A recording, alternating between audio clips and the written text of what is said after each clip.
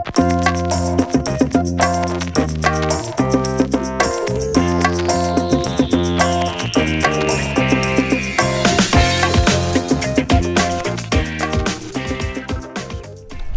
folks, out here on some tidal water in Maryland with my buddy John Hipsher from Yak Attack. We're out here looking for snakeheads today.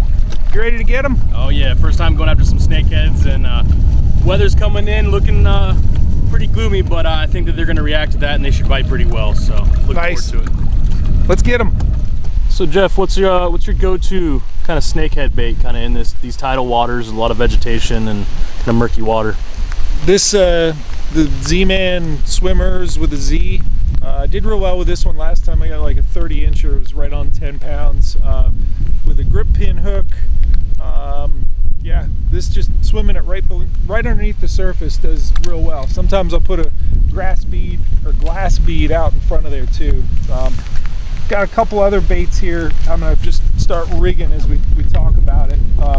Just your standard Z-Man chatterbait, and I like getting a swim bait on there. We got the again, same kind of bait, scented paddlers with a Z. I'll put a white one on there as a trailer. That boot foot along with the vibrating blade just does real well for the snakehead's sense of vibration. I don't think that they have real good eyesight, and this vibration and then that boot foot, you know, wiggling along, that really helps them find it. I do it nice and slow.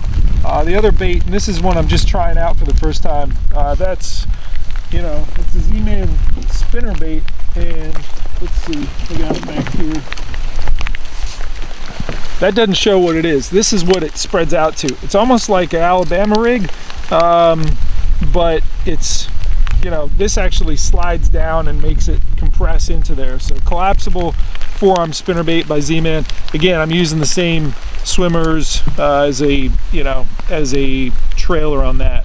But the reason I like this, and I've made my own versions of this called the twin spin, where I put 2 R-bend wires in a do-it mold. It comes through the grass really cleanly, or grass or rocks, or in particular any standing timber I've done real well with this style. But this is the first time for me using this one, you know, commercially available version of kind of my twin spin. Let's get them.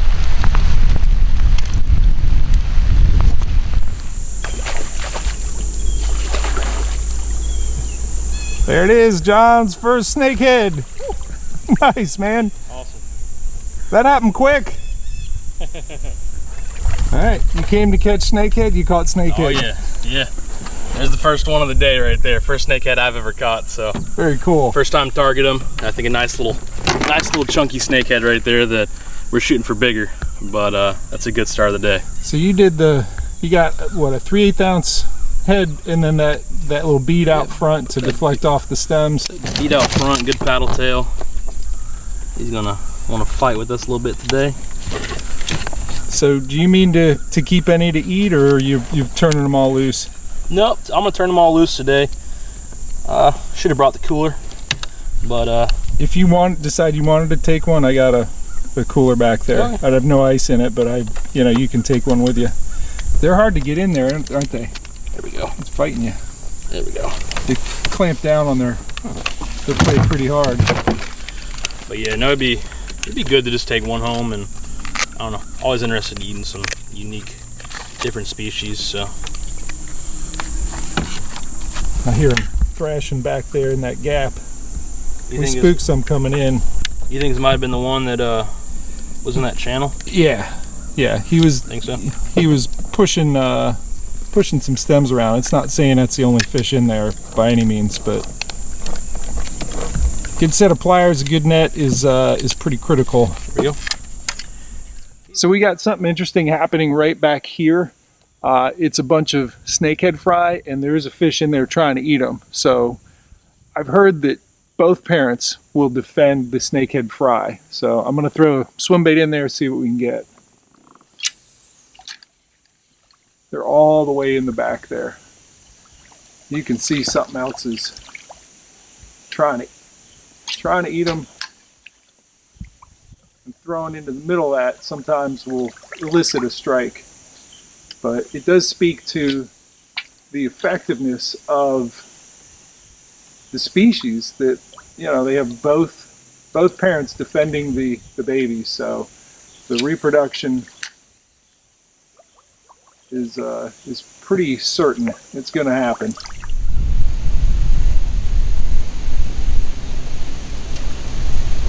Oh, there we go. Do another one. Come on, baby.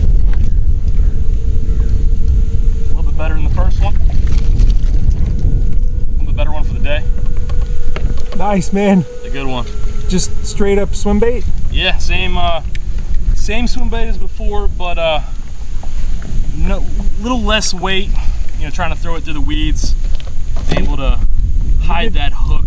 You did the weightless with the glass bead out in front, huh? Yep, got the glass bead out, bouncing off these stalks on all these pads, and that guy was sitting right on that island that we had. I had hooked the same one twice, and I don't know if it's the same guy, but about relative similar size as the first one, and good fish.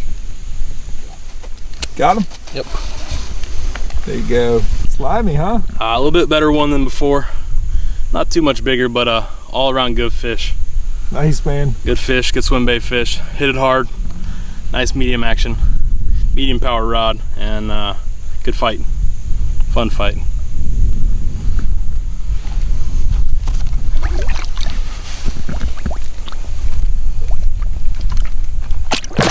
There he goes. Awesome. Occasionally, when you're snakehead fishing, you catch a good bass. That's a good bass. Nice. They cohabitate pretty well. All right, nice 4 pound, 1 ounce tidal Maryland largemouth. We'll go ahead and get her back in the water. I don't get them too much bigger than that. I think there's got to be some 5s, maybe some 6s, but that 4-1 is a good fish for out here.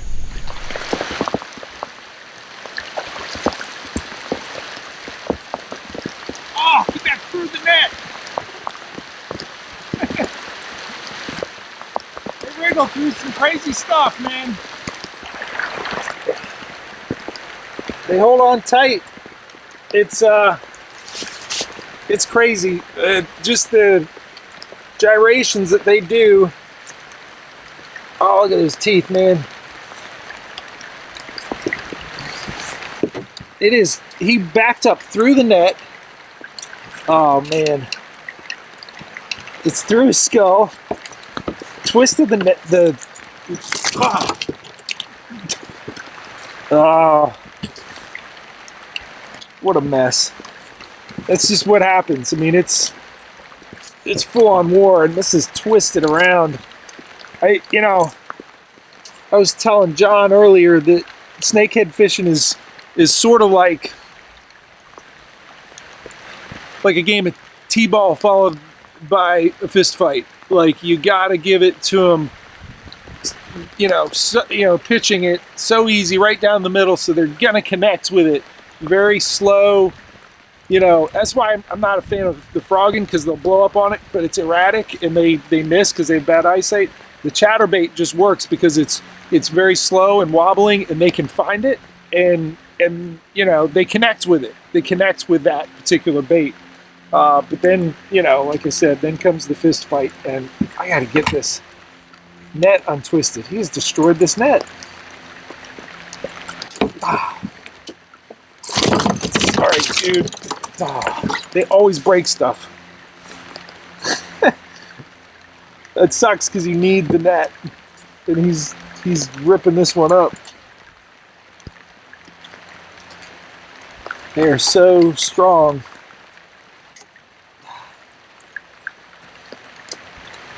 Yeah, you got to use thicker hooks too, because they bend hooks. I know with the swim bait, I went from using a 3/0 to I'm back to using a 5/0 because it's such a it's a more sturdy hook. You know, it holds up to what they throw at you. All right, we got them. Not a real big one, but they're fun. They're a fun fish to catch.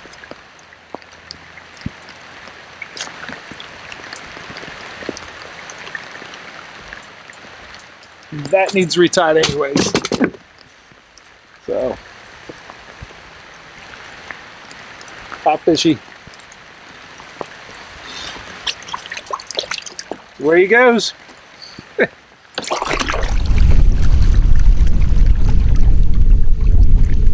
What you got, man? Big one. Is he? Yeah, he's big. He's wrapped around this stock right here, but he was a good one. He was a very good fish that I should have netted him with the fuck I had a chance. I'm gonna try to see if I can. Gotta get him out of that stock. I saw him jump. He was big. Oh, sorry. Just paddle up to him. You gotta clear that. Is he in the stem? Yeah, he wrapped around with that thing. You may have to scoop under it. He's still on. Just don't know how deep he is. You still feel him head shaking, moving? Might have me wrapped around this. Is he in wood?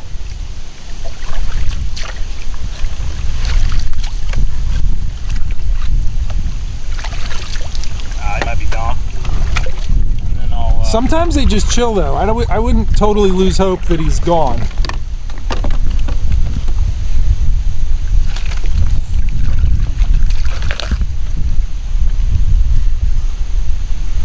I think he's on.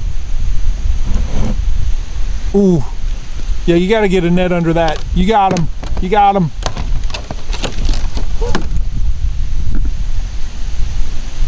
Oh, is he big? Oh my gosh. You got a giant. Yeah, John. He wasn't moving because you just couldn't move him. I gotta get. Oh, look at that. I gotta net him. Oh, we gonna break that rod. Break that rod. Look at the head on that. Oh my God, John. Oh no, he's gotta go in there. Dang. That's the fish right there. Giant. That is the fish. Good job, man.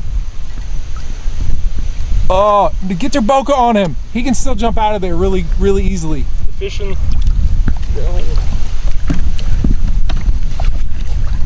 Woo! Oh, get your boca on him. That is why you came.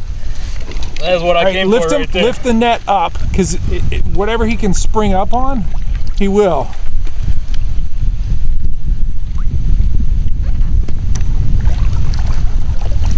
That's a giant. Very nice. He hit that chatterbait hard. Crushed it. Whew. Nice going, man. Good fish. Point to where he was. Was it just in this kind of sparse stuff? Yeah, he was right in there, right along the edge.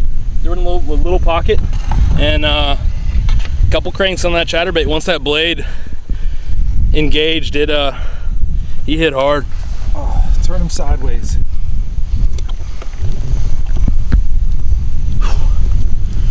To get the meat.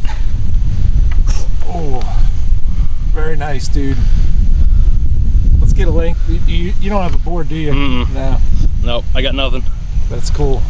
Let's get a good weight. Good As fish. far as that thing jumped out of the water, the torpedo, a couple of them had done that, but once he jumped, hey, we knew he was sizable. That thing. He's flipping his. Oh. Yeah, good fish.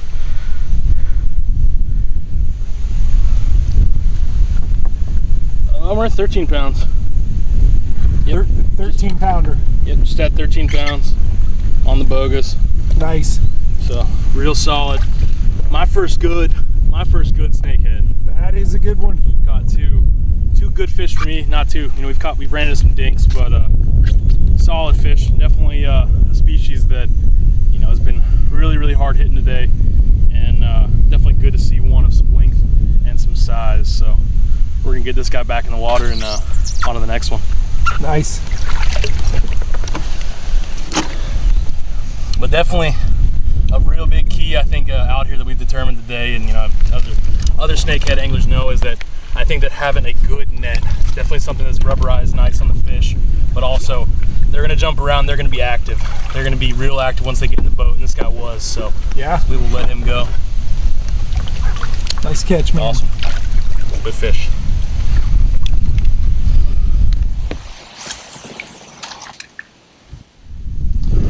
So hooking another one on that same chatterbait as that 13-pounder, and you know, something for me in the outdoors. You know, certain fish, you know, I do want to see what I can eat and see if I can cook it certain ways and have fun with it. And this is definitely a species that is known for being a tasty eating fish. So I'm gonna give it a go, and we're gonna try to take this one home. And so once we get this chatterbait out of his mouth, we are going to make sure that he is not wiggling once we get him in the cooler. So just, you know, good hard whack. Right there? Yeah, just whack. Yeah, that usually does it. Yep, he busted his skull. Yep. They're tough to kill sometimes, but that method seems to he's pretty limp there. Yep. Yeah, that might have did the trick. Okay. So, you know, good little whack, you know, something dense, something heavy, and I think you got him. All right, get him in the cooler, take him home. Good meal. See what we can do, fry him up, and you know, see if we can have some fun cooking a couple different ways. Nice.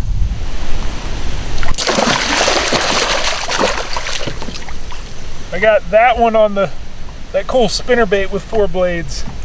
It was coming through the grass really nice, and it's just a nice, oh, that's a good size.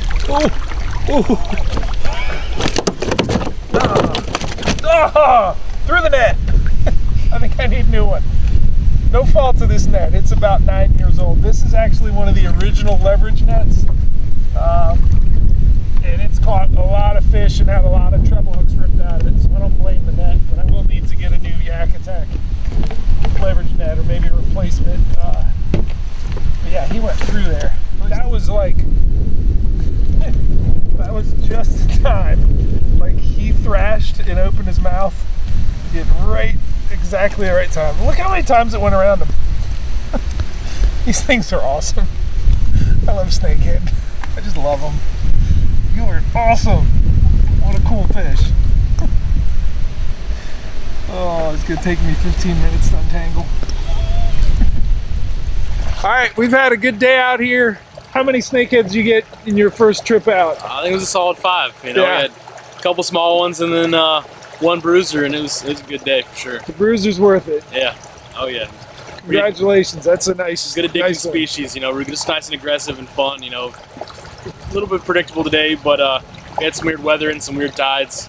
But all around, just a really fun day, and definitely worth the trip, and learned a lot. It was just over 13 pounds, and we measured it on. We didn't bring a bump board, but we measured it on your rod. We're going to compare that. I got a tape measure in the truck. We can figure out exactly how long it is, but that was a giant. So nice job, man. That was a good one. Appreciate it.